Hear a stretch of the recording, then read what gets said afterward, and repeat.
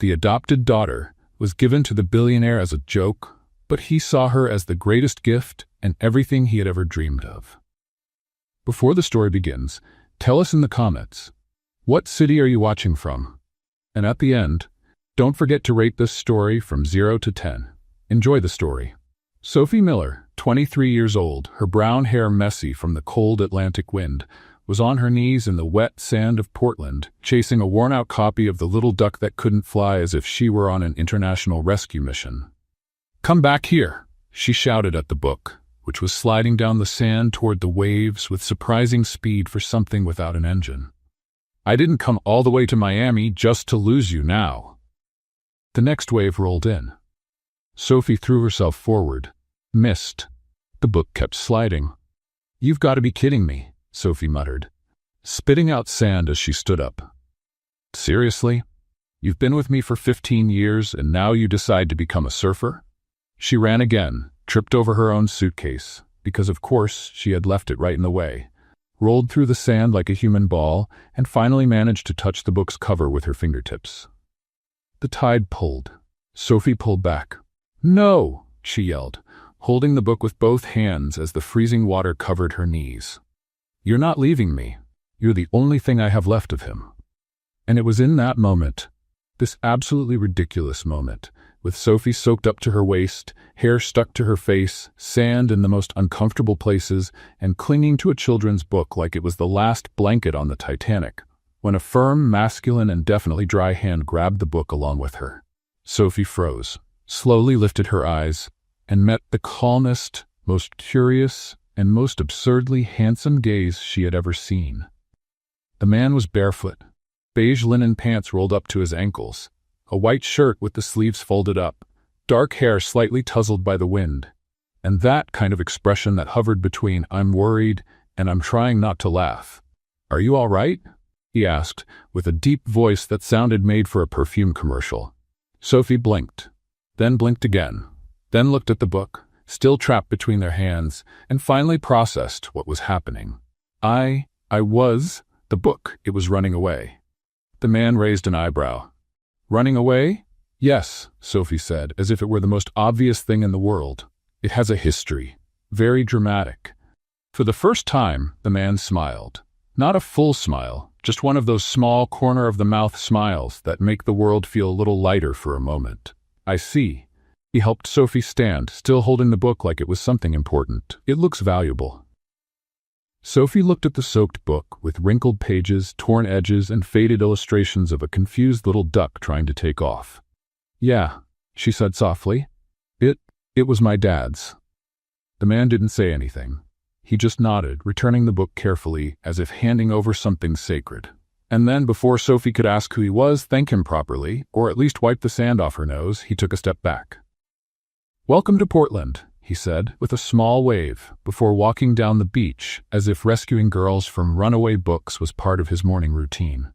Sophie stood there, dripping seawater, clutching the book, watching him disappear. "What just happened?" she whispered to the little duck on the cover. The duck, of course, didn't answer. But if it had, it probably would have said, "Welcome to the rest of your life, Sophie." One day earlier, the house at 42 Ashford Street used to be a home. It once had laughter at breakfast, hugs in the living room, the smell of pancakes on Sunday mornings. But that was before Sophie's father passed away, before her stepmother Elaine turned every room into hostile territory, before Brianna, her half-sister, decided that life was a runway where Sophie didn't belong. Now, the house was just a place where Sophie slept, worked, and disappeared. That morning, she was in the kitchen scrubbing a pan so hard it looked like she was trying to erase her own existence from the metal. "Sophie!" Elaine's shrill voice echoed through the hallway. "Did you finish the laundry?" "I did," Sophie replied, not looking up. "And the upstairs bathroom?" "That too." "And the pantry cabinets?" Sophie took a deep breath. "Also done, Elaine." "Stepmother," Elaine corrected, appearing in the doorway with her arms crossed and that permanently disappointed look. "I'm your stepmother. Respect, Sophie. It's the least you can give after everything we've done for you." Everything they'd done. Sophie bit her tongue, literally, because shouting, "You turned me into an unpaid maid," wouldn't change anything. It never did. Sorry, stepmother, Sophie said, going back to scrubbing the pan. Elaine sighed dramatically. Brianna's going to Miami this weekend. I need you to pack her bags. And oh, I also need you to clean out her closet. She'll need space for her new clothes. Sophie nodded. Of course. Always Brianna, always trips, always more. Meanwhile, Sophie hadn't left the house in 3 years.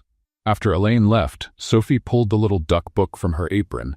Yes, she carried that book like a lucky charm, and whispered to the cover, "Just one more day, okay? We can make it one more day." The duck on the cover looked especially tired that morning. But then, everything changed. Elaine found a solution. Not for Sophie. For the debts. For the maxed-out credit cards. For the financial despair she hid behind fake designer handbags. It started with a sponsored video, a viral headline, a bizarre show about a billionaire looking for a wife. And Elaine, with that dangerous sparkle in her eyes, decided Sophie would be the perfect candidate. Not because she believed in her, but because the chosen girl's family would receive $5 million. Sophie only found out when the letter arrived. "You've been selected," Elaine said, tossing the envelope on the table like trash. "You leave tomorrow." "I've been… what?"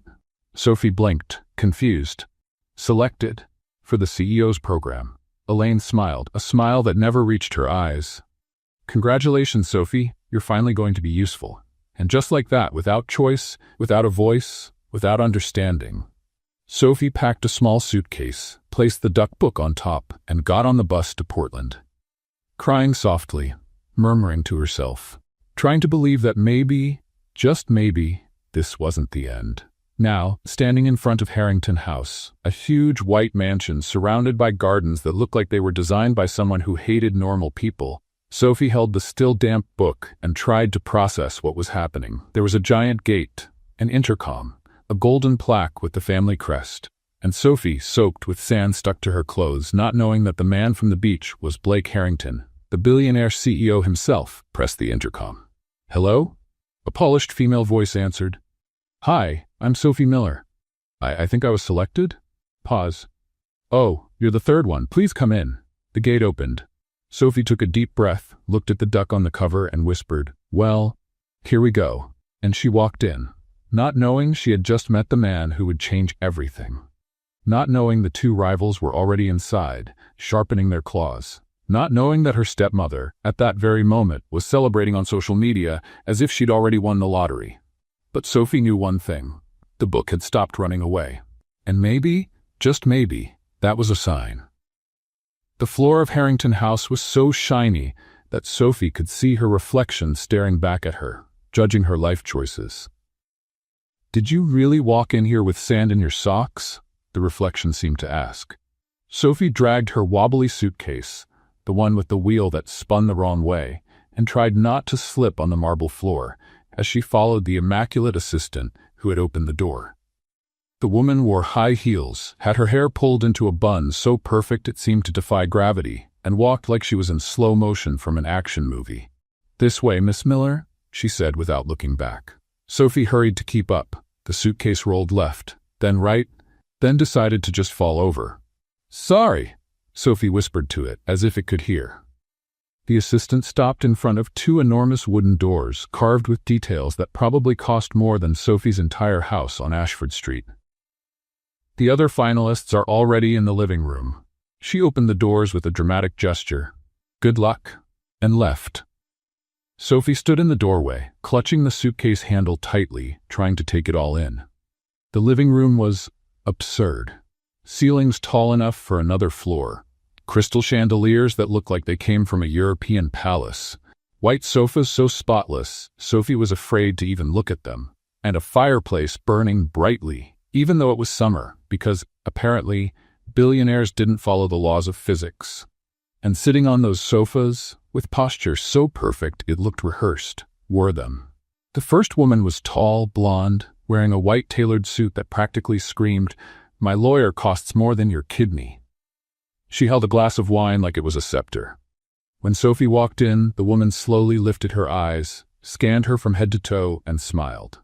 Not a cruel smile exactly, but definitely a calculated one. "Oh," she said in a smooth, dangerous voice. "You must be the third one." Sophie swallowed hard. "Hi, I'm Sophie, Charlotte Davenport." The blonde tilted her head slightly. Nice to meet you. The second woman, sitting in the chair beside her, didn't even bother to smile. She had dark, perfectly wavy hair, wore a tight red dress, and held her phone like she was about to post something that could ruin someone's reputation. When she looked at Sophie, her eyes scanned her so quickly and sharply that Sophie could almost hear the beep of a scanner. "Vivian Hartwell," she said, without looking up from her phone. "You're soaked." Sophie glanced down. Yes. There was still sand stuck to her sneakers. The hem of her pants was wet. And her hair? Well, her hair looked like it had given up on life. Had a little problem at the beach. Sophie tried to smile, but it's fine now. "How cute," Vivienne said in a tone that clearly didn't mean cute. Charlotte took a sip of wine, studying Sophie with that analytical gaze of someone calculating odds. "Sophie," she crossed her legs. "Tell me, what brought you here?"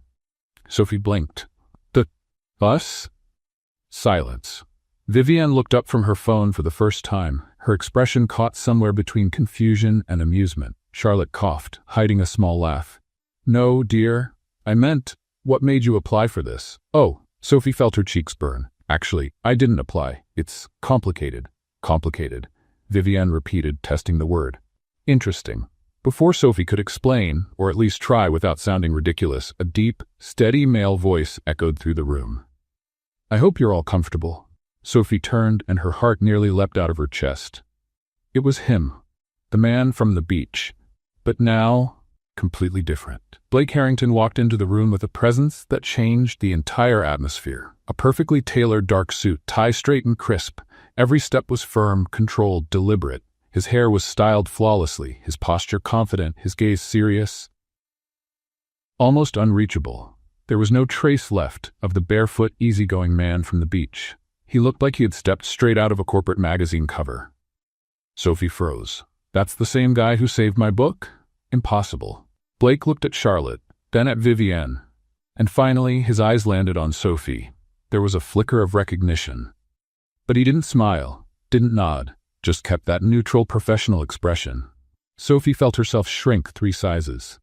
Charlotte immediately stood, extending her hand with practiced elegance. "Mr. Harrington, it's an honor to be here, Miss Davenport." Blake replied, shaking her hand firmly, his voice calm and formal.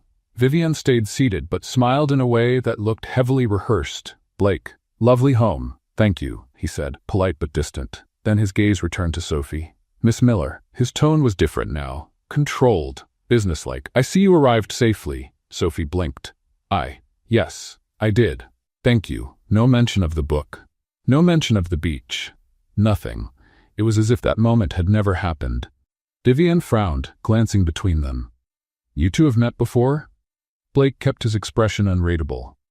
"Not formally." Charlotte watched everything with surgical precision, like she was assembling a mental puzzle. Blake finally moved to the fireplace, resting one hand on the marble as he looked at the 3 of them with quiet authority. "You're probably wondering how this will work." His voice was firm, direct, leaving no room for doubt. "Let me be clear. You 3 were chosen from thousands. You'll stay here for the next few days. You'll take part in events, conversations, and activities. And at the end, I'll make a decision." Sophie's stomach twisted. Charlotte kept her perfect composure. Vivienne smiled like she had already won.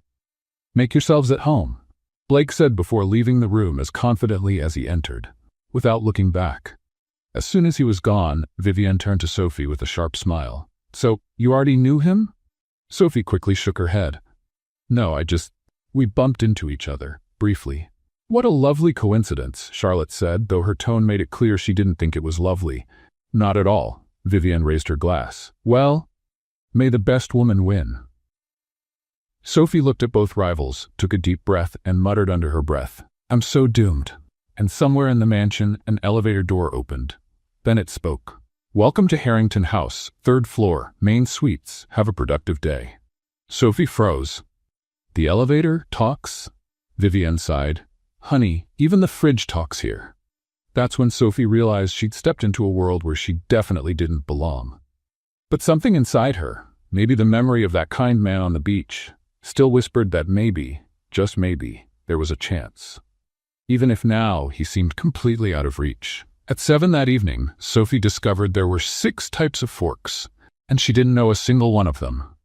6, not 3, not 4. 6 forks arranged around the plate like part of an IQ test she was about to fail spectacularly. After the meeting in the living room and the traumatic realization that even the appliances could talk, Sophie had been shown to her room, which was bigger than her entire house on Ashford Street, took a quick shower, put on the only decent dress she'd brought, a simple navy blue one, no sparkle, no drama, and went down for dinner. Before entering the dining room, she'd signed that contract. 3 pages of legal terms that basically said, "You will be filmed, everything will be broadcast, smile for the cameras." Sophie had signed it with trembling hands, thinking, "Great, now the whole world will watch me make a fool of myself." And now she was sitting at the table, staring at the forks like they were personal enemies, painfully aware that small, discreet cameras were positioned strategically around the room. Almost invisible lenses capturing every movement, every expression, every word. Everything streamed live through an exclusive online channel, part of Blake Harrington's corporate transparency strategy.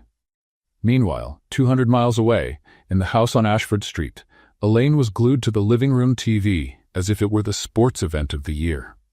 There she is! Elaine pointed at the screen, where Sophie appeared, trying to figure out the forks. "Look, at least she's there. That's something." Brianna, sitting on the couch beside her with a tub of ice cream, rolled her eyes. "Mom, do you really think she has a chance? Look at her. She looks like a lost child at the mall." Elaine bit her lip, watching intently. Her naive charm might work, you know. Men like that touch of vulnerability. She paused. "But I should have signed you up, Brianna. You would have nailed it." "Elegant, confident, well-spoken," Brianna smiled. "Obviously." "Sophie is just too clumsy," Elaine sighed, shaking her head. "This isn't going to work. I know it's not." On screen, Sophie picked up a fork and murmured something to it. Brianna burst out laughing. "She's talking to the utensils now? Seriously?" Elaine covered her face with her hands. "Oh, for heaven's sake, Sophie." Then she peeked through her fingers. "But, I don't know, maybe he'll think it's cute?" Brianna rolled her eyes again. "Mom, you're delusional." Back at the mansion, Sophie was still fighting her private battle. "Which one do I use first?" she whispered to the napkin, as if it might reveal the secrets of the universe. The napkin, of course, didn't answer. But Sophie knew the cameras had caught that. Great, now thousands of people had seen her talking to herself. The Harrington House dining room looked like it was set for a royal banquet. A flawless white tablecloth. Crystal glasses that caught the chandelier's light like tiny suns. Porcelain plates so thin Sophie was afraid to breathe near them. And in the center, a floral arrangement so elaborate it probably had its own name. Charlotte sat to Blake's right, her posture carved from marble. She held her wine glass with such elegance Sophie thought it should be taught in college. Her white suit had been replaced by a champagne-colored gown, modest neckline, yet powerful. Vivian, on his left, looked stunning in a fitted black dress that matched the silverware perfectly. She glanced at Sophie, smiled faintly, and picked up the outer fork with effortless grace. "Ah, so the outer one first." Sophie grabbed the outer fork, looked at it, frowned. "Sorry," she whispered to the fork. "I've never done this before." At the Ashford house, Brianna nearly spat out her ice cream. "She apologized to a fork?" Elaine groaned. "I should have sent you, Brianna. This is going to be a disaster." Charlotte coughed, trying to hide a laugh. Vivian raised an eyebrow. Blake, sitting at the head of the table, watched everything in silence. He had swapped his dark suit for a navy one that looked even more flawless, if that was possible. His tie was perfectly straight, his expression hard to read. He looked more distant than he had in the living room, as if he'd put on a corporate mask he couldn't take off. A waiter entered, setting the first course in front of each of them. It looked like edible art.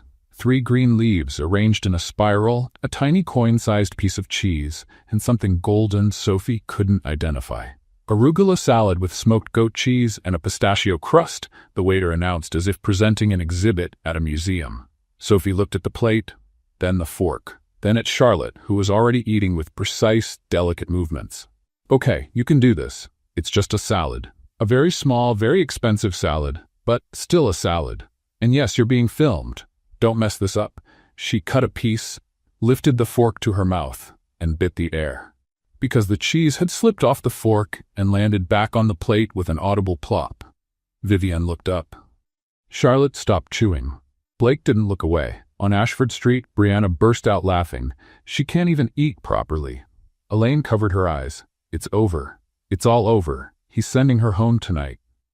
Sophie felt her face burn. The cameras caught it. Everyone saw it. Congratulations, Sophie. You're officially the internet's joke. Sorry, the cheese has a mind of its own. Charlotte smiled. Happens to the best of us. Liar, Sophie thought. Bet you've never dropped a piece of cheese in your life. Before the silence could grow too awkward, Blake spoke, his steady voice cutting through the tension. I'd like to start with a simple question. He set his fork down. Why are you here? Charlotte didn't hesitate. She dabbed her lips with her napkin, turned slightly toward Blake, and answered with the confidence of someone who'd rehearsed in front of a mirror. I believe in building legacies, Blake. My family has always valued strategic alliances that benefit both sides. I see this marriage as an opportunity to unite two powerful visions, she smiled. And of course, I have deep respect for what you've built. Blake nodded, expressionless. Interesting. Vivienne went next. She rested her elbow on the table, gracefully, not sloppily, and tilted her head with a polished smile. I love what you represent, Blake. Innovation, strength, presence. She paused dramatically. And I believe that by your side, I could amplify all of that. Imagine the possibilities, the image, the events, the cultural impact. We'd be unforgettable. Blake took a sip of wine. I see. Then his eyes turned to Sophie. The silence grew heavy. Charlotte and Vivienne looked at her like two hawks eyeing their prey. On Ashford Street, Elaine leaned forward. Say something smart, Sophie. For heaven's sake, say anything that isn't ridiculous. Brianna snickered. She's probably going to talk to her napkin again. Just watch. Sophie swallowed hard. The cameras are on you. The whole world's watching. Say something intelligent, something impressive, something that doesn't involve runaway cheese. But when she opened her mouth, what came out was, I don't know. Blake frowned slightly. You don't know? Sophie shook her head, panic rising. I didn't sign up. My stepmother did. And honestly, I don't even know what I'm doing here. She took a deep breath. But if you're asking what I want, I guess I just want a place. Remembered, a place where I don't have to apologize for existing.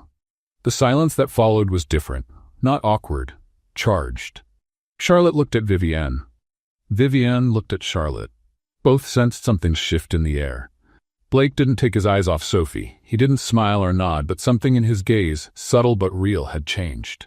A place, he repeated slowly. Interesting. On Ashford Street, Elaine's mouth fell open. Brianna had stopped eating her ice cream, staring at the screen. Mom, Brianna whispered. He's looking at her weird. Elaine blinked. Weird how? Like interested? Elaine tilted her head, studying Blake's expression on the screen. No, it can't be. She dropped cheese, she talked to cutlery, But on the screen, Blake was still looking at Sophie, and Elaine felt something she hadn't expected, a tiny spark of hope. Maybe, just maybe. Vivienne cleared her throat, trying to regain control. Well, we all have our reasons, don't we? What matters is that we're here now. Charlotte agreed, but her expression was tense. The rest of the dinner went by in a blur of tiny dishes and polite conversation. Sophie tried not to spill anything else, but managed to confuse the dessert spoon with the soup spoon and almost drank from the saucer. When dinner finally ended, Blake stood up. It's been an enlightening evening, he said, looking at the three of them. Get some rest. Tomorrow we have more activities. He left the room with that steady presence of his, leaving the three women alone.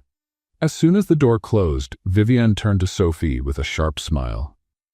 So, you didn't sign up? What a touching story. Charlotte crossed her arms, studying Sophie like she was analyzing a chess piece. You do know he noticed you, right? Sophie blinked. Noticed me? I spilled cheese, mixed up forks, and basically admitted I have no idea what I'm doing here. How is that being noticed? Vivienne laughed, but it wasn't a kind laugh. Exactly because of that, dear. Charlotte stood, smoothing her dress. You're different, and different stands out. Sophie felt a chill in her stomach. I don't want to stand out. Too late, Vivienne said, grabbing her purse. You already did. The two of them walked out, leaving Sophie alone at the huge table, surrounded by empty plates and a collection of forks she still didn't fully understand. She looked up at one of the discreet cameras in the corner and whispered softly, "I messed everything up, didn't I?" But out in the hallway, Blake had stopped by a window, looking out at the sea, and for the first time that night, he smiled. At Ashford Street, Elaine slowly turned off the television, still processing everything. Brianna looked at her. "So, what did you think?" Elaine stayed silent for a long moment. Then she sighed. "I still think I should have sent you," she said, shaking her head. "But, I don't know, maybe her innocence will work. Maybe." She didn't sound convinced. But deep down, very deep down, Elaine was hoping. Because $5 million depended on it. Sophie woke up to persistent knocking at her bedroom door. 3 knocks. Pause. 3 more. She opened her eyes slowly, still foggy from sleep, and glanced at the clock on her nightstand. 7 in the morning. Who knocks at 7 in the morning? Miss Miller? The assistant's voice came from the other side. "You need to come down for breakfast. It's urgent." Sophie sat up, confused. "Urgent? Why?" "Please, just come down." Sophie got dressed quickly, splashed water on her face, and went downstairs, still half asleep. When she entered the breakfast room, she found Charlotte and Vivienne already seated, but they weren't eating. They were staring at a tablet, and their expressions couldn't have been more different. Charlotte looked tense, as if calculating odds, while Vivienne looked furious, like someone who had just lost a big bet. "Good morning," Sophie said hesitantly. Charlotte looked up. "Ah, the star has arrived." Sophie frowned. "Star?" Vivienne turned the tablet toward her with a sharp movement. "Look at this." On the screen was a video of her. Sophie stepped closer, her stomach turning as she recognized the scene. It was from the dinner the night before. The exact moment when the goat cheese slipped off her fork and plopped back onto the plate with that awful splat. The camera had perfectly captured the look of pure horror on her face, followed by the accusing glare she gave the cheese, as if that little golden piece had just committed a serious crime.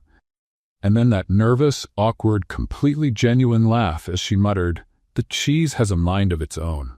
The caption read, "When you try to be elegant but even the food turns against you, Sophie Miller is everything." And below it, a flood of comments. "She's so real. I love this girl. Finally, someone normal on this show. Sophie is better than all the others combined, no question. This cheese will go down in internet history.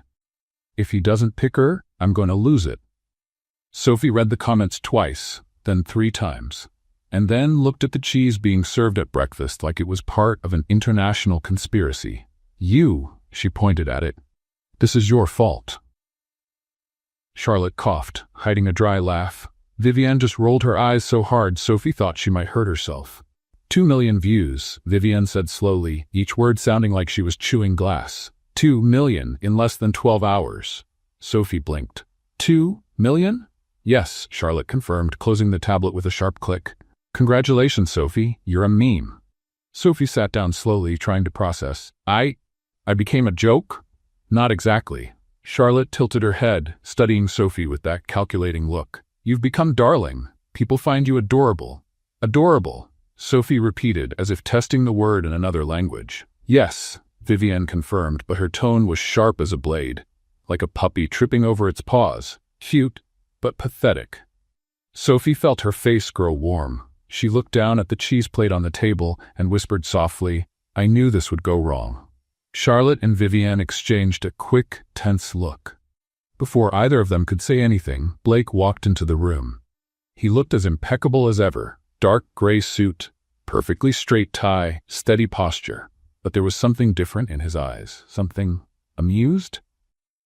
"Good morning," he said, pouring himself a cup of coffee. "Good morning, Blake," Charlotte replied immediately, sitting up straighter and forcing a flawless smile. Vivienne smiled too, the way she always did when Blake was around, calculated, rehearsed like a performance. "Have you seen the social media?" Blake took a sip of coffee. "I have."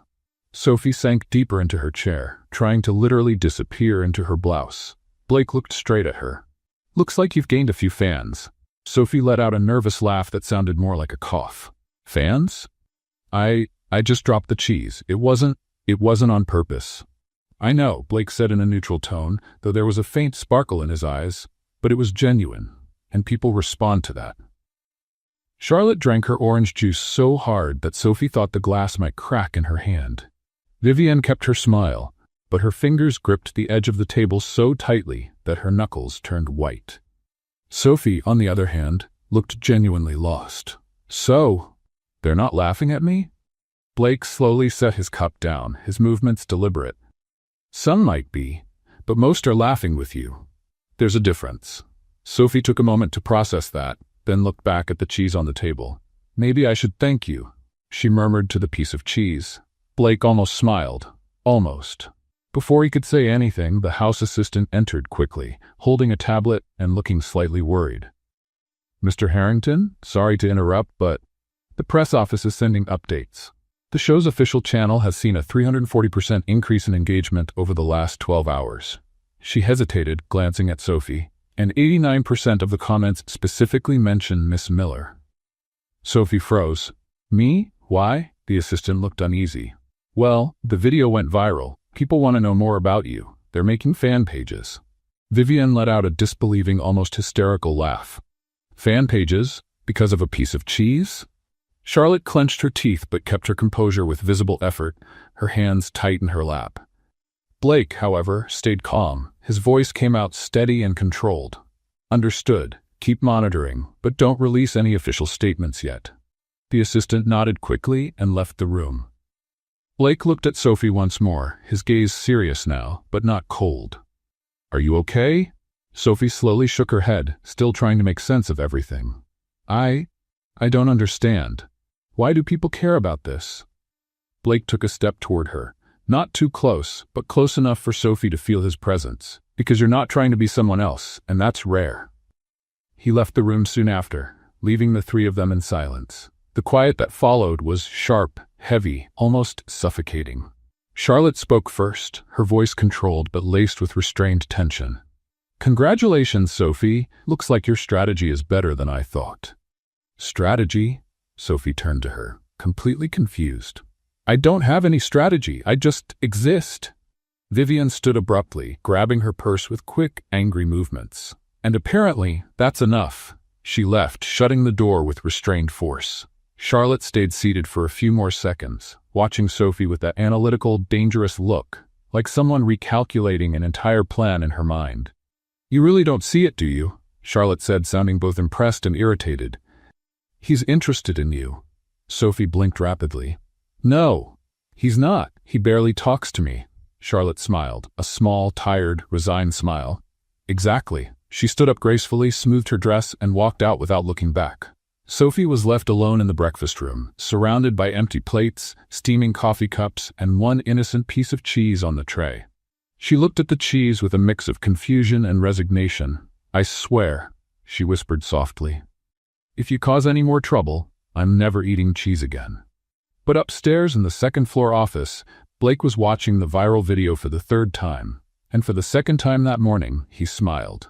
Because Sophie had done something Charlotte and Vivienne, with all their preparation and strategy, could never do. She had been completely, unmistakably herself, and that was impossible to fake. Sophie was talking to a little illustrated duck when she realized she wasn't alone anymore. The afternoon was quiet. The sound of the Atlantic waves drowned almost everything. She had left the mansion after the chaotic breakfast. She needed to breathe, to think, to process the fact that she had become an international meme because of a rebellious piece of cheese. Now she was sitting barefoot in the sand, an old children's book open in her lap, murmuring softly to the faded illustration. See, little duck? At least you tried to fly. I don't even know what I'm doing here. She turned the page. I went viral for dropping food. That's basically the story of my life. The duck, as always, didn't answer. Sophie sighed. You're a terrible therapist. And that's when she heard it. A laugh. Low, male, controlled but definitely real. Sophie froze. She slowly turned her head and found Blake Harrington standing a few feet away, his hands in his pockets, watching her with an expression that mixed amusement and genuine curiosity. He wasn't wearing a suit, just a white shirt with the sleeves rolled up and dark pants. Barefoot, his hair slightly tousled by the wind, and there was a discreet camera set up on a wooden structure in the distance, part of the continuous recording system for the show. Great, He heard me talking to a children's book, and the cameras did too. Sophie snapped the book shut and stood quickly, brushing the sand off her pants. I was just talking to the wind. It's a meditation technique, very popular. In California. Blake raised an eyebrow. Californian meditation? Yes. Super effective. Sophie nodded with fake confidence. You should try it. I'll consider it. He took a slow step toward her. Mind if I sit? Sophie blinked. Here? In the sand? Unless you've reserved the whole ocean. Sophie let out a nervous laugh. No. Sure. Go ahead. Blake sat beside her, keeping a respectful distance, but still close enough for Sophie to feel his presence filling the space. He looked at the book she was holding tightly. It's the same one from the beach, he observed. Sophie glanced at the worn cover. Yeah. It tends to show up in the most embarrassing moments of my life. Blake smiled faintly. Sounds like a good friend. Sophie hadn't expected that answer. She looked at him, trying to tell if he was being sarcastic, but his expression was sincere. It was my dad's, she said softly. He used to read it to me before bed. Always the same story. The duckling who didn't know how to fly, but in the end found out he could swim better than anyone else. Blake nodded slowly. And you see yourself in the duckling? Sophie gave a bitter little laugh. I relate to the part about not knowing how to fly.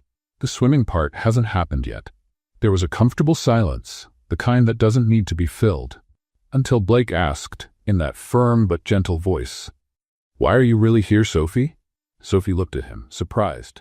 You asked that at dinner. I know, but I want to hear it again. No cameras pointed at you. No Charlotte and Vivienne analyzing every word. He paused. Just you and me. Sophie swallowed hard. But there's a camera over there. He knows it. I know it. Yet somehow, it feels different. I didn't have a choice. Sophie finally admitted. My stepmother signed me up. She saw a financial opportunity and sent me here like a lottery ticket. She looked toward the sea. And I never had the courage to dream about anything beyond surviving. Because every time I tried, someone reminded me I didn't have the right to. Blake stayed quiet for a long moment. When he finally spoke, his voice was softer, almost protective. You have the right to dream, Sophie. Sophie felt her eyes sting. She blinked fast, trying to hold it back. I don't even know what to dream about. Then start small, Blake said. A small dream is still a dream. Sophie looked at him, and for the first time since she arrived at that absurd house, she felt truly seen. Not as a contestant, not as a chess piece, not as a viral meme, just as Sophie. But before she could answer, a sharp voice cut through the moment. What a touching scene. Vivienne stood at the edge of the wooden staircase leading down to the beach, arms crossed, a poisonous smile on her face. Charlotte was beside her, watching everything with that calculated expression of hers. Blake slowly stood up, regaining his formal posture instantly. Sophie stood too, holding the book like a shield. We were just talking, Sophie said defensively. Of course you were, Vivienne said, walking down the stairs with firm steps. How convenient. A private talk, on the beach, alone. Charlotte didn't say a word, but her eyes said everything. You're playing the game better than I thought. Blake looked at the three of them with that neutral expression he always wore when he was in CEO mode. Meet me in the main hall at 8 tonight, he said, his tone firm. I have an announcement to make. Then he walked away without looking back. At exactly 8 o'clock, the three women were seated in the main hall. Sophie sat on the left sofa, nervous, twisting her hands in her lap. Charlotte sat in the center chair, posture perfect, though her shoulders showed a trace of tension. Vivienne sat on the right sofa, wearing that confident smile that didn't quite reach her eyes. The cameras were positioned strategically. The live stream was on. Millions were watching. Blake entered the room, serious and composed. Thank you for being here. He stopped in the middle of the room, facing them. I brought each of you here because I believed you had something unique to offer. But now it's time for the first decision. Silence filled the room. Sophie could barely breathe. Charlotte didn't move. Vivienne kept smiling, though her hands clutched her purse tightly. Blake looked at each of them slowly.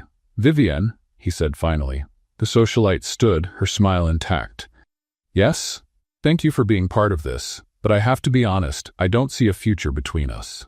Vivienne's smile trembled. For 1 second, just one, the mask fell, but she recovered quickly. I understand. She picked up her purse and smoothed her dress. It was an interesting experience. She glanced at Sophie and Charlotte. Her look was sharp as glass. Good luck, girls, you'll need it.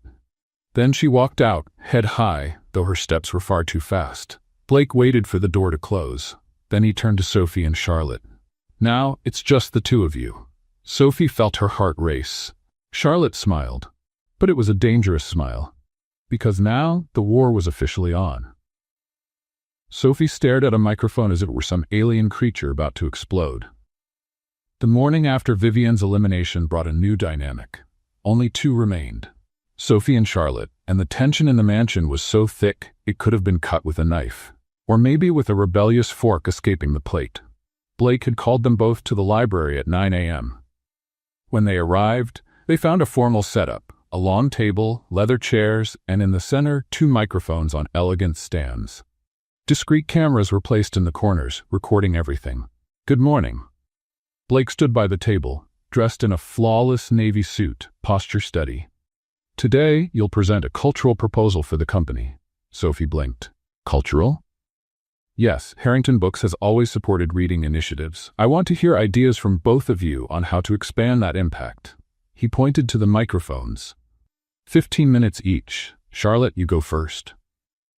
Charlotte smiled confidently and walked to the microphone like she was stepping onto a Broadway stage. She carried an expensive leather folder filled with neatly organized papers and colored dividers. Sophie, on the other hand, held only her worn copy of The Little Duck Who Couldn't Fly and a crumpled notebook full of messy notes. I'm doomed, she thought. Charlotte adjusted the microphone effortlessly, lowering it to the perfect height. Thank you, Blake. My proposal is simple but strategic. Partnerships with higher education institutions to create literary scholarship programs. Universities, public libraries, cultural centers. This not only expands Harrington's reach, but also builds a measurable educational legacy. She opened the folder, revealing graphs, financial projections, and timelines. Sophie looked at her own notebook. It had 3 sentences and a doodle of a duck in the corner. I'm so doomed. Charlotte continued for 12 more minutes, quoting data, statistics, international partnerships. When she finished, Blake nodded seriously. Impressive. Thank you, Charlotte. Charlotte returned to her seat with a discreet smile, eyes shining with satisfaction. Blake turned to Sophie. Your turn. Sophie stood slowly, clutching the book like a life vest. She walked to the microphone, stopped in front of it, and tried to pull it down. The microphone didn't move. Sophie pulled again. Still nothing. She looked at the stand, confused, trying to find the adjustment Charlotte had handled so easily. You have to twist the lock first, Blake said, his tone neutral but his eyes amused. The lock, right. Sophie searched for it, found something that looked like a lock, and turned it. The microphone dropped all at once and hit her chest with a loud thud. Ow! Sophie grabbed her chest, stepping back. You attacked me! Charlotte covered her face with her hands, trying and failing to hide her laughter. Blake walked over, adjusted the microphone to the right height with 2 precise moves. There, try now. Sophie eyed the microphone suspiciously. You promise it won't attack me again? Blake almost smiled. I promise. Sophie took a deep breath and stepped toward the mic again, keeping a safe distance this time. Okay, so? Hi, she began, nervous. I don't have charts or projections. I'm not even sure what a financial projection really is. Charlotte rolled her eyes quietly. Sophie took another breath. But I do have an idea. A small one. Maybe even a silly one. But it's real. Blake leaned forward slightly, attentive. Sophie opened the little duck book, showing its worn cover. When I was a kid, my dad read me this every night. It wasn't an expensive book. It didn't have perfect illustrations, but it was ours. And he taught me that stories don't have to be big or fancy to matter. They just have to be felt. She looked at Blake, then Charlotte, then back to Blake. My proposal is to create a program for donating used children's books. Not new ones, not perfect ones. Used ones, with notes, folded pages, torn covers. Because those books have stories. They were loved by someone before. And when you give a book like that to a child, you're not just giving a story. You're saying, this once mattered to someone, and now it matters to you. The silence that followed was different. Charlotte sat still, watching Blake with sharp attention. Because Blake was moved. Not in an obvious way. There were no tears, but something in his eyes changed. Something softened in that always controlled expression, and Sophie realized she had touched something deep inside him. "I know it's not a big idea," Sophie continued, her voice quieter now. "I know Charlotte has a much better plan, more professional, more everything. But I think sometimes the best things are the small ones, the ones that fit in your hand, the ones you can hold at night when you're scared." She closed the book gently. "That's it. Sorry if it was too simple." Blake didn't say anything for a long moment. Then he stood up, walked to her, and held out his hand.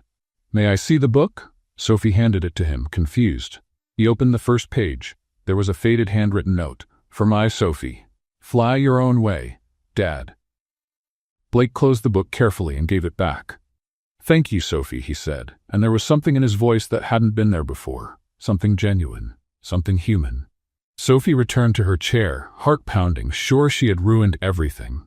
Charlotte, on the other hand, had gone pale. Because she'd seen it. She'd seen the way Blake looked at Sophie. She'd seen the emotion he couldn't quite hide.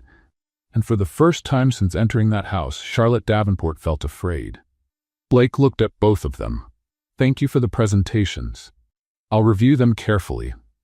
He left the library, closing the door behind him. Charlotte turned to Sophie with a smile that didn't reach her eyes. "You're good at this." Sophie blinked. "Good at what?" "At pretending you don't know how to play the game." Charlotte picked up her folder and stood. "But I see you, Sophie. You're more strategic than you look." "I'm not pretending anything," Sophie said, frustrated. "I'm just being myself." Charlotte stopped at the door, glancing back. "Exactly. And apparently that's enough." She left. Sophie stayed alone in the library, looking down at the book in her lap. "Did I do okay?" she whispered to the little duck on the cover. In his office, Blake sat in his chair, staring out the window with his fingers intertwined. His assistant entered, holding a tablet. "Mr. Harrington, the online reactions to the presentations are explosive." Blake didn't turn. "And?" 92% of comments mention Miss Miller's proposal. People are really moved." Blake didn't answer. But for the first time in a long while, a real smile crossed his face. Because Sophie hadn't just presented an idea. She'd shown her heart, and he was completely lost. 2 days had passed since the cultural presentations. 2 days in which Charlotte barely looked at Sophie, still processing the fact that Blake had been moved, visibly moved, by Sophie's simple, heartfelt proposal about used books. And now the pressure had increased. That morning, Blake had announced there would be an official photo session for the show's profiles, part of the transparency strategy. Sophie and Charlotte, the 2 remaining finalists, would pose with him in front of the fireplace in the main hall. It sounded simple, professional, controlled, until the giant vase of white orchids decided to challenge gravity. Sophie was standing next to Blake, trying not to look uncomfortable in front of the cameras, positioned strategically around the room. She wore a simple light blue dress with few details, which made her look even younger and more vulnerable. Her mind was still on the library, on the presentation, on the way Blake had held the duck book, as if it were something precious. Charlotte stood on the other side, flawless in an emerald green dress, wearing that practiced smile she used like armor. But beneath the smile, something had changed. Something desperate. The photographer adjusted the lens. "Okay, in 3, 2, crash." The vase fell off the side table with a violent thud. Water, flowers, soil, and shards of porcelain exploded across the floor as if a natural disaster had just hit the room. And Sophie was standing right beside it. "What?" Sophie jumped back, but it was too late. Water soaked the hem of her light blue dress. Mud clung to her shoes, and an orchid branch wrapped around her ankle as if it were trying to climb her. "Hey, let go!" Sophie shook her leg. The branch didn't let go. "Why are you attacking me?" Charlotte covered her mouth, but her eyes gleamed with something that wasn't quite surprise. "Oh my goodness, Sophie. Are you all right?" "No, I'm being attacked by a plant." Sophie kept fighting with the stubborn branch. Blake stepped forward quickly, kneeling to help her untangle herself. "Easy. Don't move too much, or it'll get worse." "How could it possibly get worse?" Sophie whined, freezing in place, while Blake carefully unwound the branch from her ankle with precise, gentle movements. The photographer lowered the camera, frozen. "Mr. Harrington, should we clean this up and reschedule?" Blake stood, helping Sophie to her feet. He looked around the wrecked room. Flowers scattered, water on the floor, shards of porcelain glinting under the chandelier. Then he looked at Sophie, soaked and covered in dirt, and at Charlotte, who remained flawless and dry. "No," Blake said, surprising everyone. "We'll take the pictures like this, just as it is." Sophie blinked. "With the broken vase? And me all wet?" "Yes," Blake confirmed, his tone neutral but his eyes faintly bright. "Life isn't perfect. Why should the photos be?" The photographer hesitated. "Mr. Harrington, with all due respect, that's not very professional." "It's real," Blake corrected, "and real is better than perfect." The assistant rushed in with towels, but Blake gestured for her to stop. "That won't be necessary, but bring 2 small bouquets, white flowers, something simple." The assistant hurried out and returned less than 2 minutes later with 2 modest bouquets of white roses, simple and delicate. Blake took both and handed one to Sophie and one to Charlotte. Sophie looked at the bouquet, then at her soaked dress, then at Blake. "Are you sure? I look like I fell in a puddle." "You look real," Blake said, standing between them again. Charlotte held her bouquet tightly, trying to keep her smile, but the tension in her shoulders was clear. The photographer adjusted the camera again. "All right, in 3, 2, 1. Click. The photo captured everything. Blake in the center, flawless. Charlotte on the left, perfect and composed. And Sophie on the right, her light blue dress stained with water and dirt, hair slightly messy, holding the simple bouquet with both hands as if it were a treasure. But there was something on her face, a sincerity, a genuine vulnerability, that made the imperfection perfect. After a few more shots, Blake dismissed everyone. "Thank you. That'll be all." The photographer left. The assistant started to leave as well. Charlotte took a step toward the door, relieved it was over. "Charlotte, wait a moment," Blake said calmly. Charlotte stopped, turning with a nervous smile. "Yes?" Blake walked to the table where the vase had been. Sophie noticed he was observing something carefully, not the shards but the base of the broken vase. And then he saw it. A thin, transparent thread, almost invisible, was still attached to the base of the porcelain vase. The other end was looped around the leg of the nearest chair, the chair Charlotte had been sitting in just minutes earlier while the photographer set up his equipment. Blake picked up the thread carefully, holding it between his fingers. The room fell completely silent. Sophie stared at it, puzzled. "What is that?" Charlotte visibly paled. "Nylon thread," Blake said, his voice so cold the temperature in the room seemed to drop 10 degrees. "Used to pull the vase." Sophie's stomach turned. Someone did this on purpose?" Blake looked straight at Charlotte, not with explosive anger, not with dramatic accusation, just a calm, calculated expression that was somehow 1,000 times more frightening than yelling. "The other end was tied to your chair, Charlotte," he said slowly. Charlotte let out a forced, nervous laugh. "Blake, that's ridiculous. Anyone could have done that. The cleaning crew, someone from production, even Sophie herself, to make it look like she's a victim." Sophie's heart pounded. "I didn't even know that thread existed." Blake kept his gaze on Charlotte, expression unchanged. "Sophie's been next to me the entire time since we came into this room. You, on the other hand, arrived 15 minutes early and asked to stay here alone to mentally prepare for the photos. Your words, not mine." Charlotte tried to keep her composure, but her hands trembled. "That doesn't prove anything." Blake handed the thread to the assistant standing near the door. "Keep this." Then he turned to Sophie. "Are you all right?" Sophie nodded slowly, still processing everything. I think so." Blake looked back at Charlotte, disappointment plain on his face. "We need to talk, now. In my office." Charlotte tried to smile, but it came out broken. "Blake, I can explain." "Now," he repeated, leaving no room for discussion.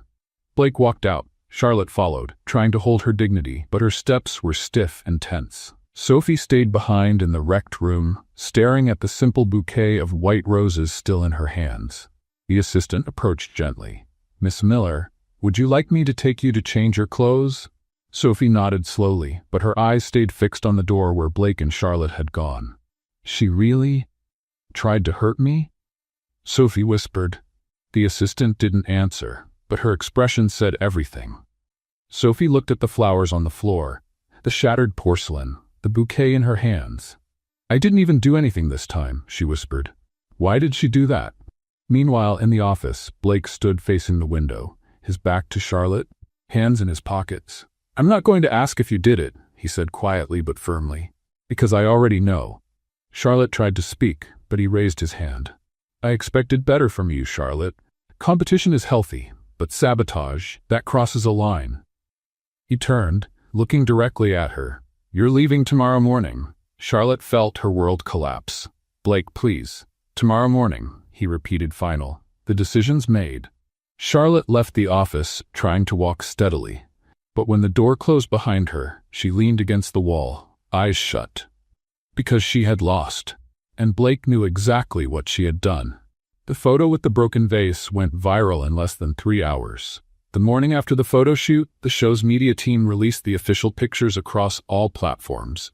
The chosen image was exactly that one. Blake in the center, flawless. Charlotte on the left, too perfect. And Sophie on the right, wearing the light blue dress stained with water and dirt, her hair slightly messy, holding the simple bouquet with an expression so genuine it looked like she didn't even know she was being photographed. The comments came instantly. The difference between trying to be perfect and just being is huge in this photo. Sophie, with the wet dress, looks more real than anything I've ever seen on this show. Charlotte looks like Photoshop. Sophie looks like life. I bet there's a story behind that broken vase, and I need to know. Blake looking at Sophie in this photo, people he's already chosen and doesn't even know it yet. Sophie sat in her room, looking at the tablet the assistant had left her, under supervision, of course, still program rules, reading the comments with a mix of confusion and embarrassment. "They're praising the fact that I'm wet and dirty," she murmured to the duck book open on her lap. "Does that make sense to you?" The duck, as always, remained silently philosophical. There was a knock at the door.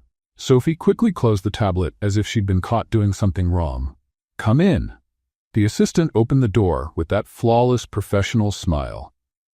"Miss Miller, Mr. Harrington would like to speak with you, privately, on the private terrace." Sophie felt her stomach tighten. Now, the assistant paused. "And Miss Miller, the cameras will be positioned. It's part of the show. But they'll be discreet." Sophie nodded slowly. "Of course. Always the cameras, always recording." She stood up, smoothed the simple dress she was wearing, this time dry and clean, thank God, and followed the assistant through the mansion's hallways to a glass door that opened onto a wide terrace overlooking the ocean. Blake was standing by the railing, looking out at the sea. Even without the full suit, just a white long-sleeve shirt and dark pants. His posture was rigid, controlled. He looked like he was calculating something, as always. Sophie noticed the cameras, 2 of them, discreetly placed in the corners of the terrace, lenses aimed to capture everything. Millions of people are going to see this, she thought, feeling her stomach twist again.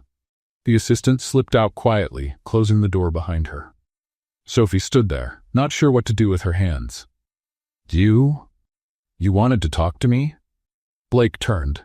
His face was neutral, businesslike. That same cold, calculated expression he used in meetings, press statements, and corporate photos. "Yes, please have a seat." There were 2 wicker chairs with soft cushions. Sophie sat down, placing her hands in her lap, trying not to look directly at the cameras, but feeling the weight of them on every movement. Blake sat in the other chair, keeping a careful, measured distance. He folded his hands over his knee with precision. "About yesterday," Blake began, in a formal tone. Sophie quickly interrupted. "I swear I didn't knock over the vase. I didn't even touch the table. I was standing still like a statue because I was afraid to ruin the photo, and the incident has been cleared up," Blake said in that firm, even voice that revealed no emotion. "The evidence was reviewed. You weren't responsible," Sophie blinked. He was so formal, so different from the man who had gently held her book on the beach. "Thank you," she said softly. Blake nodded, maintaining perfect posture. "I'd like to better understand your background, your story, so I can make an informed decision." Informed decision.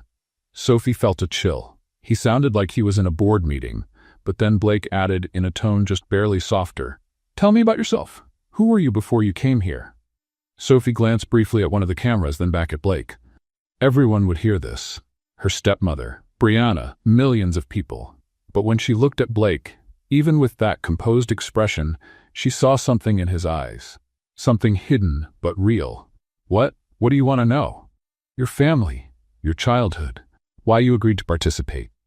Blake said, keeping his tone professional, but his eyes were too focused to be just strategy. Sophie took a deep breath, and then, for the first time in front of cameras, in front of millions, she began to speak. My dad he was everything to me. Sophie began, her voice low but steady. He worked a lot, but he always made time to read to me before bed, always the same book, The Little Duck Who Couldn't Fly. Blake listened in silence, his expression neutral, but Sophie noticed he didn't look away even for a second. When he passed away, I was 13, and suddenly the house that used to feel full of light became heavy. My stepmother, Elaine, she never liked me. Sophie let out a bitter little laugh. And my half-sister, Brianna, she always had everything: college, clothes, trips, and me. I took care of the house, because that's what I was to them, useful. Blake kept his posture stiff, but Sophie noticed his fingers tightening slightly over his knee. And when the money ran out, my stepmother saw this show, saw a chance to win $5 million, and she signed me up. Sophie looked directly at Blake. I didn't choose to be here. She sent me. Like I was a lottery ticket. On Ashford Street, Elaine was watching everything live, frozen on the couch. Brianna sat beside her, her mouth open. She's telling everything. Brianna whispered. Elaine didn't answer, because millions of people were listening. On the terrace, Blake stayed silent for a long moment. When he finally spoke, his voice was controlled, formal. And what do you hope to achieve here? What's your ultimate goal? Ultimate goal. Sophie almost laughed. He sounded like an executive reviewing a project. I just want to have a place where I don't have to apologize for existing. Sophie said honestly. A place where I can be enough. Blake nodded, his expression unchanged. Understandable. But then for a split second, so quick the cameras almost missed it, something changed in his eyes, something soft, something human. You are enough, he said, and even though his tone stayed neutral, there was weight in those words. Sophie let out a nervous laugh. I drop cheese, I fight with microphones, I talk to books. How is that enough? Blake kept his rigid posture but replied, authenticity is a valuable asset. You don't pretend. That's rare. Valuable asset. Sophie almost rolled her eyes. He was being so CEO right now. I thought CEOs didn't have a human mode, Sophie said, testing him. Like you're built with only serious and intimidating modes. Blake raised an eyebrow, keeping his expression under control. Human mode exists. It's just not appropriate in every context. And this context, is it appropriate? Sophie asked. Blake looked at her for a long moment. Then, in a low but steady voice, said, I'm evaluating. The silence that followed was heavy. Inside, behind the glass door, Charlotte was watching everything through the window. She saw Blake, rigid, composed, formal, but she also saw the way he looked at Sophie, like he was holding something back. And Charlotte knew she had already lost. Because behind that cold mask, Blake felt something real. And Sophie was the only one who could break through that armor. The online comments exploded. Blake is trying to act cold, but his eyes don't lie. He said, you are enough, and I felt that. Charlotte watching through the window, she knows she lost. The stepmother must be losing it right now. And on Ashford Street, Elaine turned off the TV with trembling hands, because the whole world was on Sophie's side now. 3 days had passed since the conversation on the terrace. 3 days where Charlotte barely left her room, still processing the fact that Blake had looked at Sophie in a way he'd never looked at her. 3 days where Sophie tried to understand what it meant when someone called you a valuable asset in that tone of voice. And now, on the night of the annual Harrington Foundation charity ball, Sophie was trapped in a dress she hadn't chosen and shoes that clearly hated her. I look like a Christmas tree, Sophie muttered, staring at the bedroom mirror. The dress was long, a deep, elegant blue, simple yet sophisticated. Nothing extravagant, nothing over the top. But for Sophie, who'd spent her life in second-hand clothes, it felt like a spacesuit. And the shoes were a torture device invented by someone who hated feet. How do people walk in these? Sophie tried to take 2 steps and almost fell. Is this a balance test or a social event? She looked at the duck book on the dresser.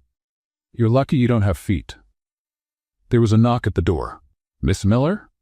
It was the assistant's voice. "Mr. Harrington is waiting in the main hall. The cameras are already set to capture the entrances." Of course, the cameras. Always the cameras. Sophie took a deep breath, grabbed a small clutch, which had nothing inside. What would she even carry? The duck book? And opened the door. The assistant smiled. "You look beautiful." "I look like I'm about to fall any second." "That too, but still beautiful." The main hall had been transformed into a corporate fairy tale setting. Giant chandeliers, tables decorated with subtle floral arrangements, none tied with fishing wire. Sophie checked. Live music from a string quartet. And guests? Lots of them, dressed in evening gowns and tuxedos that probably cost more than the entire house on Ashford Street. The cameras were perfectly placed. One at the main entrance capturing arrivals, two along the sides of the room, one discreet one above with a panoramic view. Everything was being streamed live. Sophie went down the stairs slowly, holding onto the railing like her life depended on it. Blake was in the center of the hall, his back to the staircase, talking with a group of executives. His tuxedo was flawless, as if it had been tailored just for him. His hair perfectly styled, his posture strong, his expression composed, professional. One of the executives looked up, noticed Sophie coming down, and smiled. He said something to Blake. Blake turned, and the camera caught everything. The way he stopped mid-sentence, the way his eyes locked on her and couldn't look away. The way, for a fraction of a second, just a fraction, the corporate mask slipped completely off his face, revealing something raw, genuine, surprised. It was an expression Blake Harrington had never shown on camera before. Pure admiration. The show's editors would later mark that moment as the second most watched of the season. Sophie felt her face grow warm under the weight of that look and almost tripped on the last step. Blake recovered quickly, putting his neutral mask back on, but the damage was done. The cameras had caught it. The internet had seen it. He apologized briefly to the group and walked toward her with measured, controlled steps. He began, then stopped, as if searching for the right word from his polished corporate vocabulary, one that wouldn't make him sound too vulnerable. "Uncomfortable?" Sophie offered. "Because I am. These shoes are medieval torture devices." Blake almost smiled. "Almost. I was going to say beautiful." Sophie blinked. "Oh, but uncomfortable works too." On Ashford Street, Brianna pointed at the screen. "Mom, did you see his face? He was drooling." Elaine leaned forward, eyes sparkling. "I saw it. I saw everything." Before Sophie could answer, Charlotte appeared from across the room, and she looked flawless. A long, fitted red gown with an elegant neckline, her hair pulled back in a sophisticated bun, discreet but expensive jewelry, and that smile, the confident one of someone who still believed she could win. She walked straight to Blake, completely ignoring Sophie, fully aware that the cameras were recording her every move. "Blake." Charlotte extended her hand with practiced grace. "You look wonderful." Blake shook her hand politely, but without the look he'd given Sophie. "Charlotte, you look very nice too." Charlotte held his hand a second longer than necessary. "I was thinking, maybe we could dance later? I'd love to talk, in private." Blake nodded, neutral. "Maybe." Charlotte shot Sophie a quick glance, one that said this isn't over yet, and moved away to greet other guests, perfectly aware the cameras were still following her. Sophie looked at Blake. "She's still trying." "She's persistent," Blake said, keeping his tone neutral for the cameras. "And I'm clumsy," Sophie muttered. Blake looked straight at her, briefly forgetting they were being filmed. "You're real." Before Sophie could process that, the music changed. The quartet began a slow waltz. Blake held out his hand. "Would you like to dance?" Sophie looked at his hand like it was a trap. I don't know how to waltz." "I'll teach you. I'll step on your foot. I'm wearing Italian leather shoes. They can handle it." Sophie hesitated, then placed her hand in his. Blake guided her to the center of the room. Cameras caught every angle. Guests watched quietly. Across the room, Charlotte, also on camera, tightened her grip on her champagne glass. Blake placed one hand on Sophie's waist and held her other hand firmly. "Follow my lead. Don't overthink it." Not overthinking is literally impossible right now. "There are like 5 cameras pointed at us," Sophie whispered. "Then just look at me," Blake said. "Forget the cameras." He took the first step. Sophie tried to follow and stepped on his foot. "Oh, sorry!" Sophie tried to pull back, but Blake held steady. It's all right. Try again. She did, and stepped on him again. I warned you, Sophie groaned. I'm a public safety hazard. This should be illegal. You're thinking too much, Blake said in that low tone that made her focus only on him. Look at me. Just me. Sophie looked up, and suddenly, the whole room disappeared. The guests, the cameras, Charlotte watching from afar, everything faded away. It was just Blake. And the way he was looking at her. They began to move, slowly. Sophie still missed a step here and there, but Blake adjusted smoothly, patient, almost smiling. See, he murmured. You're dancing. I'm stepping in rhythm, Sophie corrected. That's different. Blake smiled. A real one. Small, but genuine. The cameras caught that too. And that's when it happened. The music slowed. Blake pulled her just a little closer. Sophie's heart started racing. They were so close now she could see every detail in his eyes. The way he glanced at her lips for a second before looking back at her eyes. The entire room and millions of viewers held their breath. Blake leaned in, just a few inches. Sophie closed her eyes. And then, Mr. Harrington. A man in a gray suit appeared out of nowhere, a huge smile on his face, completely unaware of the moment he was ruining. We need a photo with the top donors, right now. It's urgent.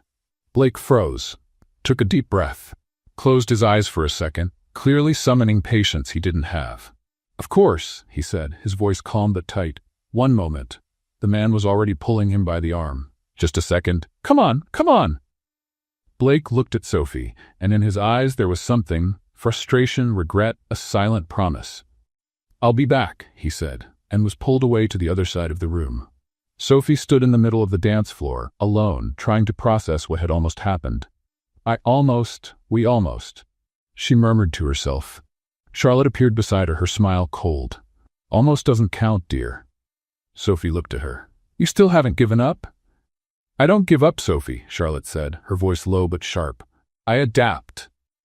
She walked away, leaving Sophie standing there alone.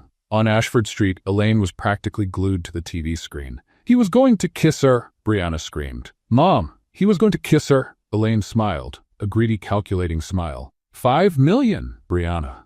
5 million or one kiss away. Back at the ballroom, Sophie looked at Blake, who was stuck taking photos with important donors, clearly annoyed, his body tense. Then he looked back at her. And Sophie knew. This wasn't over. In fact, it was just beginning. The morning after the ball brought a cold, clear light through the office windows. Sophie sat in a leather chair, hands sweaty, wearing a simple beige outfit that made her look even younger. Charlotte sat in the chair beside her, flawless in a white suit, posture straight, chin lifted as if she were about to close $1 billion deal, which technically she was. The cameras were set up, 3 of them, capturing every angle, every expression, every breath.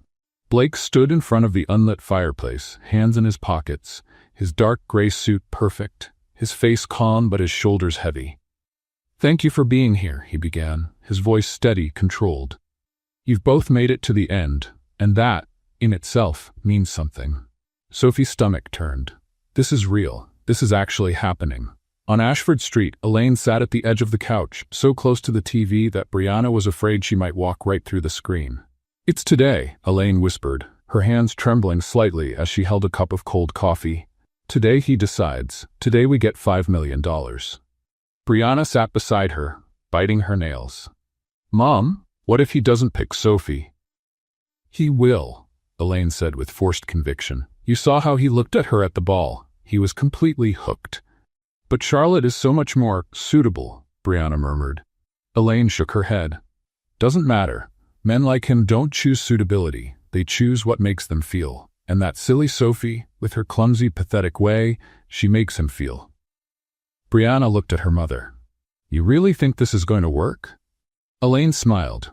That same greedy, calculating smile. 5 million, Brianna. 5 million will pay all the debts, buy a new house, get you into that private college you wanted. Everything. She gripped the cup tightly. Sophie will finally be good for something. Back in the office, Blake looked at Charlotte first. Charlotte, would you like to speak? Charlotte stood with practiced grace, smoothed her suit, and turned to Blake with that confident smile she had perfected over the years. Blake, she began, her voice firm and clear. I came here with a clear goal, to build something greater than the two of us as individuals. My family has connections that could expand Harrington Books into international markets that haven't even been explored yet. I have experience in high-level corporate events. I understand the world you live in, the pressure, the expectations, the responsibilities. She paused deliberately. I can be your partner, not just your wife, your strategic partner. Together, we could build an empire that would last for generations. It was a perfect speech, polished, powerful, convincing. On Ashford Street, Elaine scoffed, too technical, too cold. He doesn't want that. Blake nodded, expressionless. Thank you, Charlotte. Charlotte sat down, crossing her legs gracefully, but Sophie noticed her hands were tightly clasped in her lap. Blake turned to her. Sophie? Sophie stood slowly, her knees shaking. She reached into her coat pocket looking for nothing. She frowned. I had some notes, she admitted, checking her other pockets. I wrote like 3 pages, but I think I left them in my room, or in my other coat pocket, or I lost them. On Ashford Street, Brianna groaned. She lost the notes? Seriously? Elaine leaned forward. Quiet. Let her talk. Charlotte hid a small smile. Blake, surprisingly, almost smiled too. Sophie took a deep breath. Okay then, no notes. She looked at Blake, then at Charlotte, then back at Blake. I don't have international connections. I barely have national ones, Sophie began with brutal honesty. I don't know how to organize corporate events. I can hardly organize my own life. And I definitely don't understand the world you live in, Blake, because until a week ago, I thought red wine was just wine that happened to be red. Charlotte discreetly rolled her eyes. Sophie kept going, her voice growing stronger. But I know one thing. I know what it's like to be invisible your whole life. I know what it's like to wake up every day thinking you don't matter, that you have no worth, that you only exist to serve others. She looked directly at Blake. And since I got here, for the first time in my life, someone saw me. Not as a problem, not as a burden, but as a person. On Ashford Street, Elaine was practically glued to the screen. Yes, yes. Keep going, Sophie. Blake didn't look away. Sophie swallowed hard, her eyes stinging. I don't know if I'm the right choice. I don't know if I can be a strategic partner or help build an empire, but I know that if you choose me, I'll wake up every day grateful to have been seen, and I'll see you back. Truly see you. Not the CEO, not the billionaire, you. The man who held my book on the beach like it was important. The man who danced with me even when I stepped on your foot 5 times. The man who looked at me like I was enough. The silence that followed was absolute. Charlotte didn't move, but her eyes were wet. Elaine held her breath, hands clasped in a silent prayer. Pick her, pick her, pick her. Blake stood still for a long moment. Then he stepped closer, standing between the two. Thank you, he said, voice low but steady, for your words, for your honesty, for being here. He turned to Charlotte. Charlotte, you are extraordinary. Smart, capable, strategic. Any man would be lucky to have you as a partner. Charlotte smiled, but it was a trembling smile because she knew what was coming next. Blake continued, gentle but firm. But I'm not looking for a strategic partner. Charlotte closed her eyes. Blake turned to Sophie. I'm looking for someone who reminds me I'm human. Sophie's heart raced. On Ashford Street, Elaine jumped off the couch, shouting, He's going to pick her. Brianna, he's going to pick her. Blake took a step toward Sophie. Someone who talks to books, who argues with cheese, who makes me smile without trying. He stopped right in front of her. Someone real. Sophie could barely breathe. You're choosing me? Yes, Blake said, and for the first time since the program began, he truly smiled. A full, genuine smile that completely transformed his face. I'm choosing you.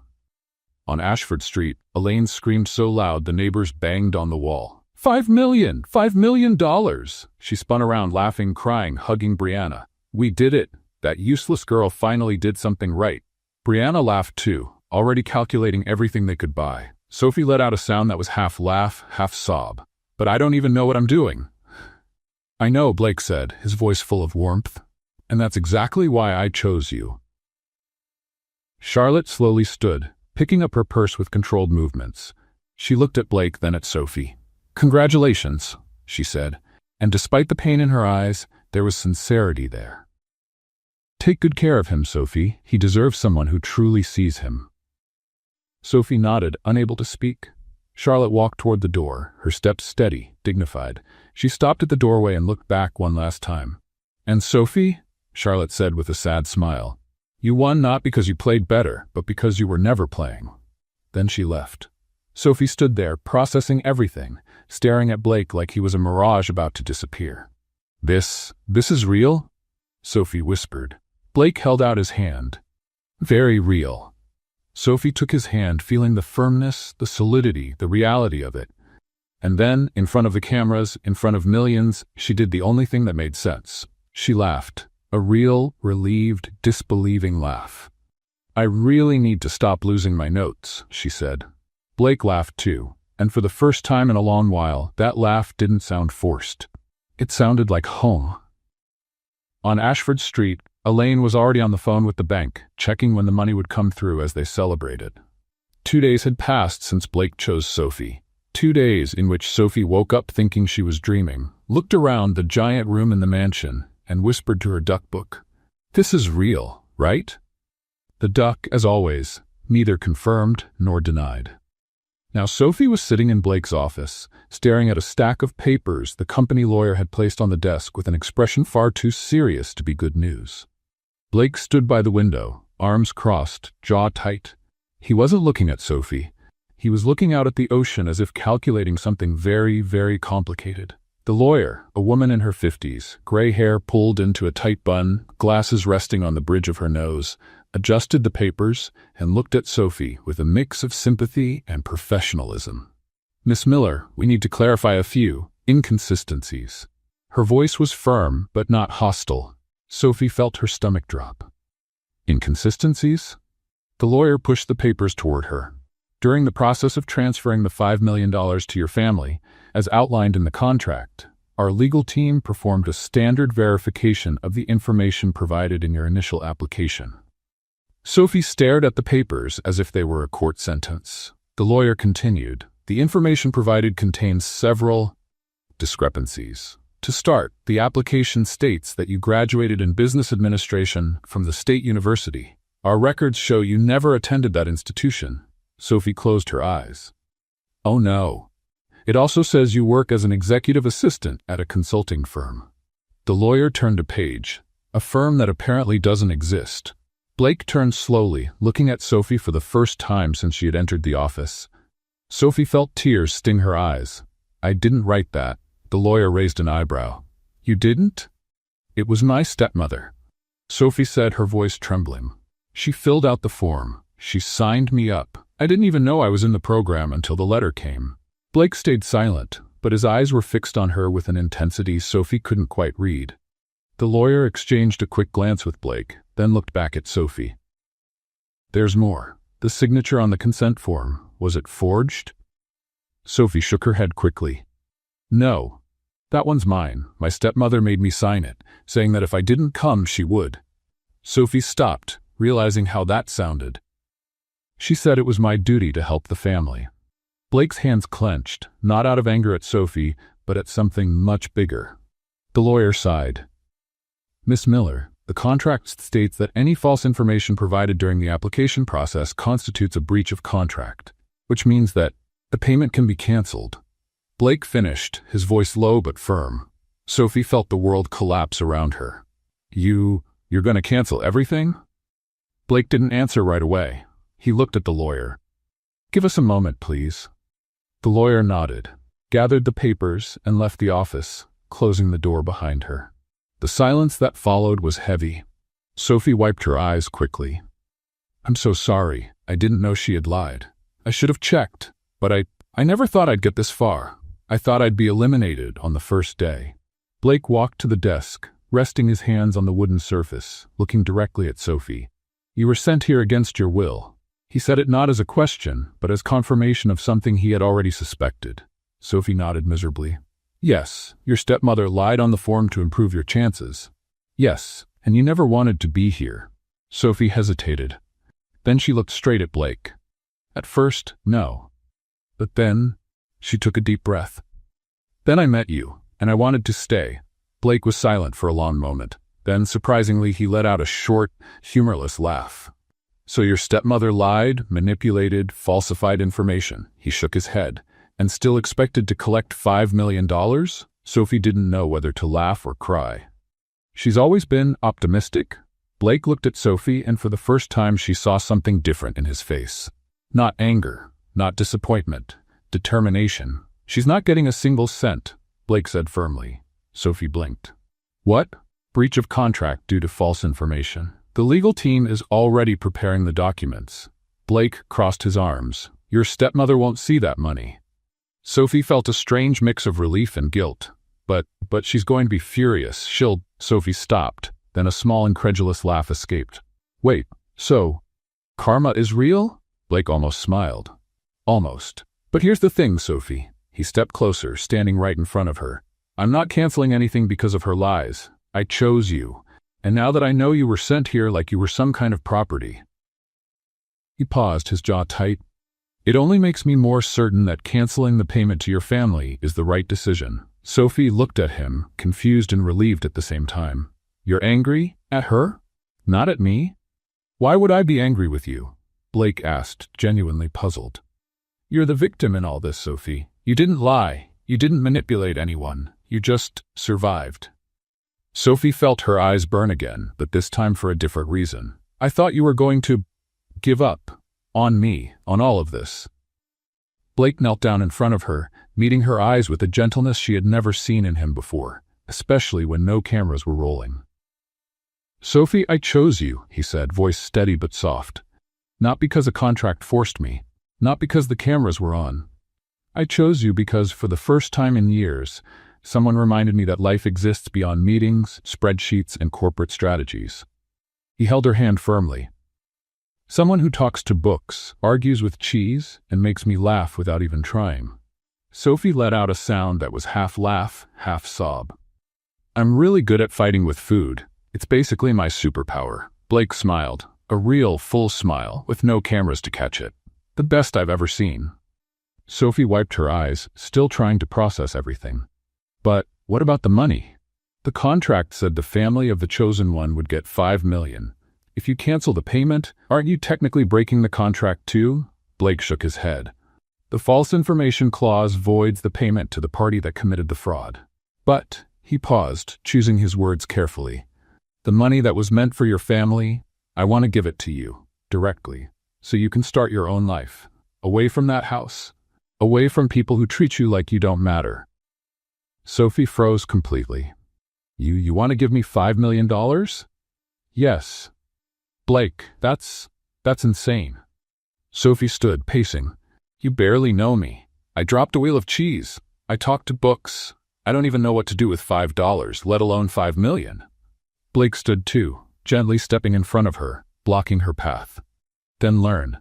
Use it to find out who you are when no one's telling you what to do. Travel, study, open that used bookstore you mentioned during your presentation. He placed his hand softly on her shoulders. Be free, Sophie. Sophie looked at him, tears streaming freely now. But why? Why would you do that? Blake cupped her face in both hands, making her look directly at him. No barriers, no corporate mask. Because I fell in love with you, Sophie Miller, he said quietly, firmly, truthfully. Completely. And I want you to have the chance to live the life you've always deserved. Not as an obligation, not as payment, but because you deserve to be happy. Sophie couldn't hold back anymore. The tears fell. But this time they were tears of relief, of joy, of something she didn't even know she could feel. So, Sophie whispered, her voice shaky. Karma is really real, huh? My stepmother loses everything, and I get a life? Blake smiled. Seems fair to me. Sophie let out a wet laugh. She's going to hate me even more. She already did, Blake said matter-of-factly. At least now you don't have to live with her. And then Blake kissed her. No cameras, no audience, no live broadcast. No strategy, just the two of them. In the quiet office, with the sound of the ocean outside. And it was real. Completely, perfectly real. When they finally pulled apart, Sophie was laughing and crying at the same time, a chaotic mix that perfectly summed up how she felt.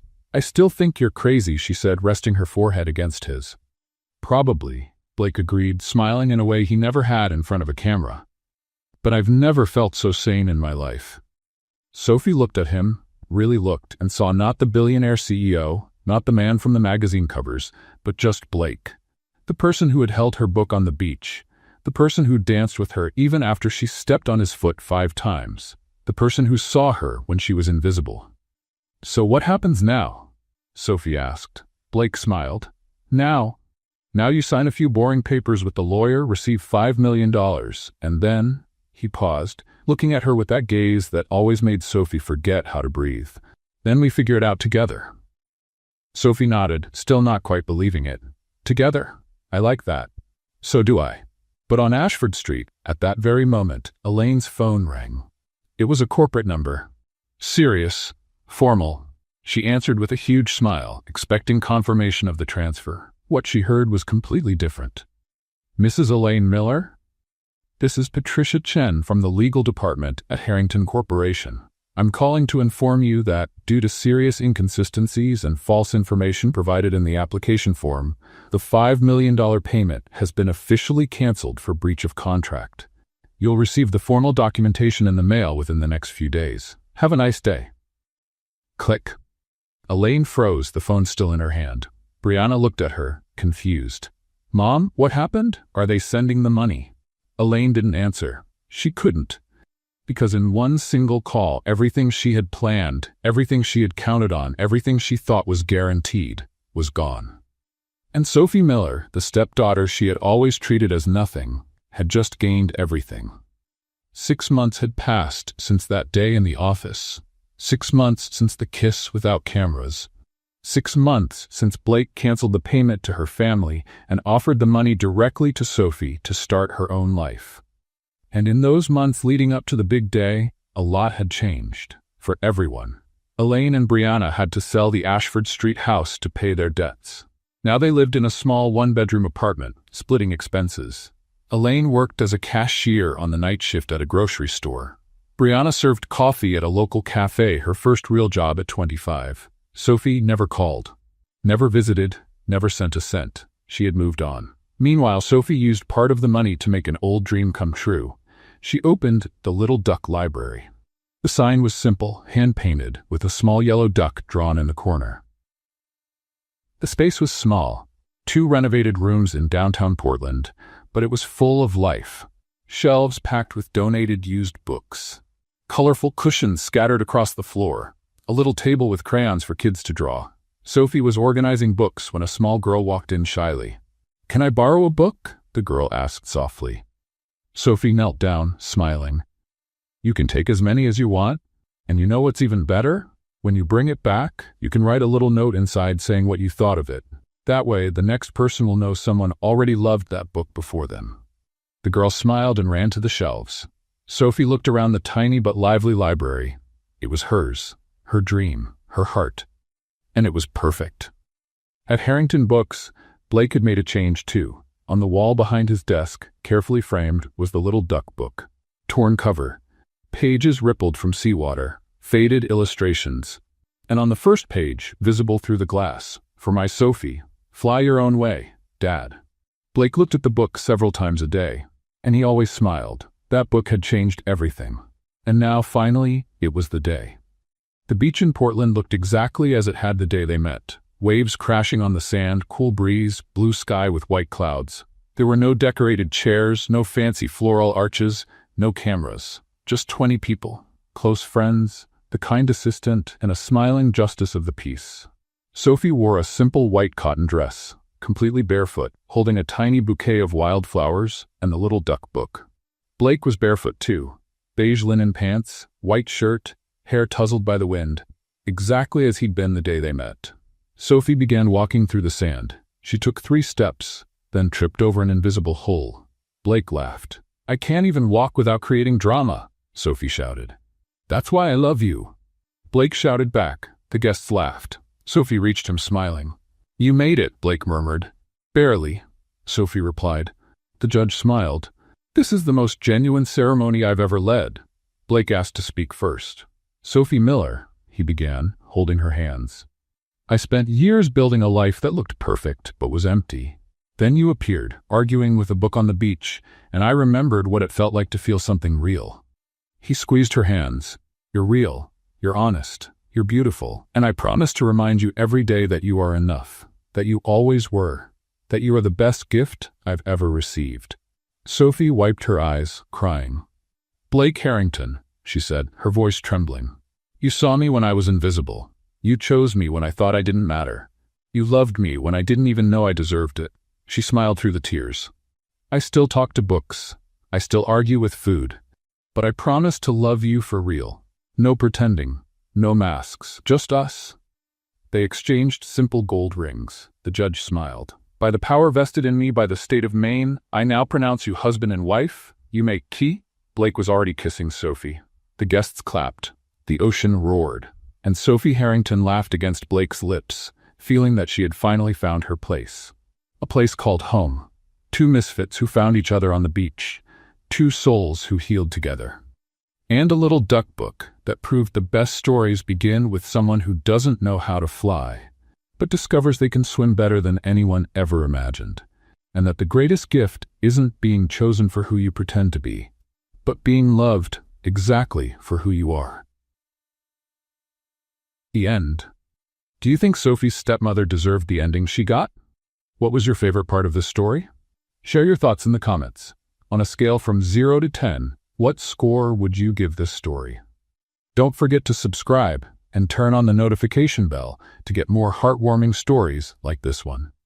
See you in the next one.